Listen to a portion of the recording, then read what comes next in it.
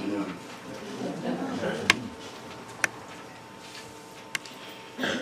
One of my favorite sections of the Bible comes from the 40th chapter of the book of Heneise.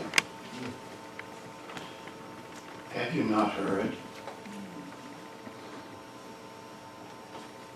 Have you not heard? The everlasting God, dear Lord, the creator of the ends of the earth, neither faints nor is weary. His understanding is unsearchable.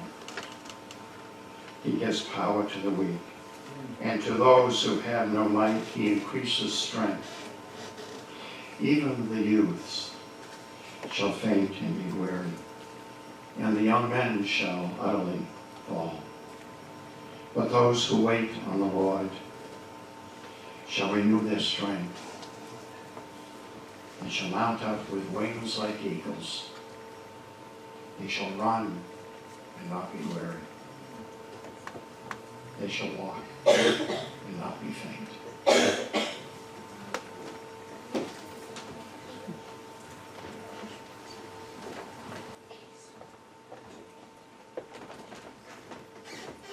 I'm so glad that God doesn't seem to have a problem with age. I appreciate that more every day.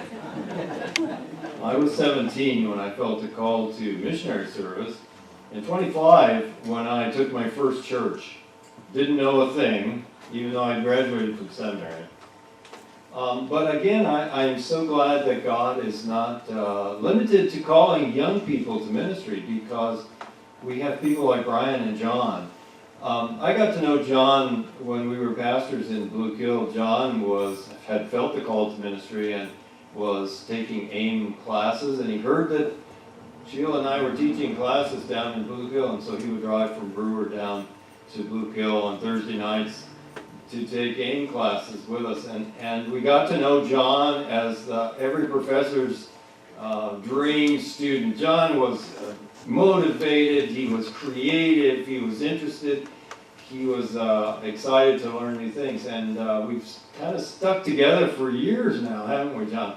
John finished up the basic program, the AIM program, went on to the advanced classes, took all the advanced classes we offered, and I got to have the fun of being not only John's professor, but a fellow student in Greek class. John had the advantage of having a Latin background. I had taken Greek before, so we were kind of waiting to see what was going to happen. I think he came out better than I did. But we sat next to each other under a Greek professor whose name I shall not mention, but who's the director of AIM.